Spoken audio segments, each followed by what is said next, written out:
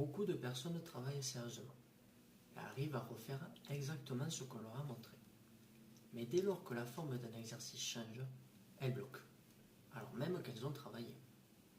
Le problème, ce n'est pas qu'on ne leur explique pas assez, c'est que personne ne s'arrête exactement là où le raisonnement lâche, au moment précis où elles pensent que ça tient. Une vidéo ou un cours t'aide tant que tu avances, mais ne s'arrête jamais à cet endroit-là. Moi, mon travail commence précisément à ce stade. Prenons une situation très simple. Une personne refait un exercice sans difficulté, parce qu'il ressemble exactement à celui qu'elle a déjà fait.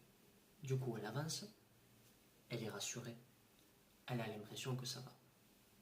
Puis la formulation change un petit peu, légèrement, pas complètement, juste assez pour ne plus reconnaître immédiatement le chemin à emprunter.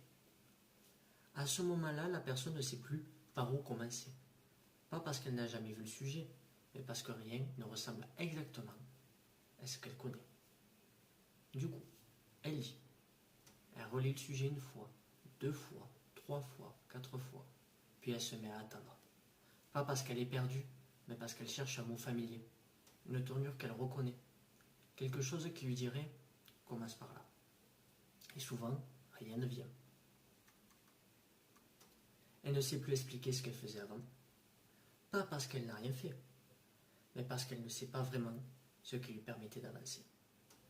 Elle cherche alors une consigne familière, une formule, un exemple qui ressemble, un repère quelconque.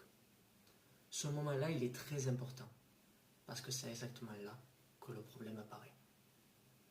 À ce moment-là, la plupart des gens pensent qu'il leur manque quelque chose. Une nouvelle explication, une nouvelle astuce, un exercice à refaire, ou un autre exercice, tout simplement, à exécuter. Alors ils travaillent davantage. Ils vont regarder une nouvelle vidéo.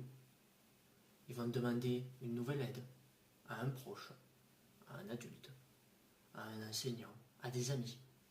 Et tant que l'exercice ressemble, ça fonctionne globalement. Ils avancent à nouveau, ils sont de nouveau rassurés, ils ont de nouveau confiance en eux. Ils se disent que c'était juste un petit passage difficile. Mais ce qui n'est jamais vérifié, c'est une chose très simple.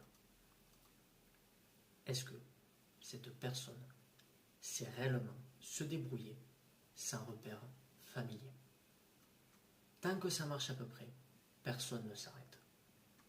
Et pourtant, c'est précisément là que se construit le blocage.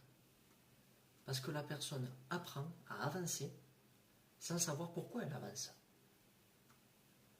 Le problème, ce n'est pas que rien ne change. Le problème, c'est que quelque chose s'installe. À chaque difficulté, la personne répète le même réflexe.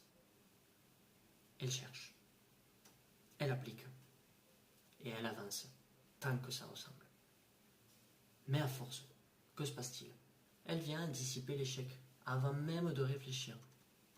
Donc qu'est-ce qui se passe dans sa tête?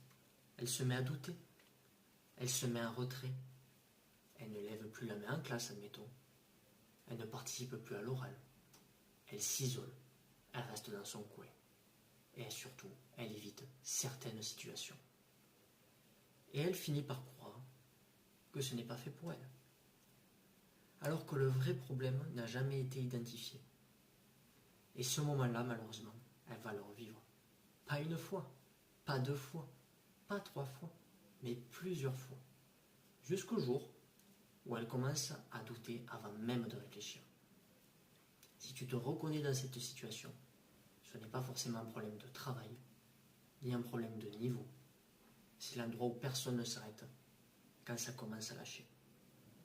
Et tant que cet endroit reste invisible, rien ne peut vraiment tenir.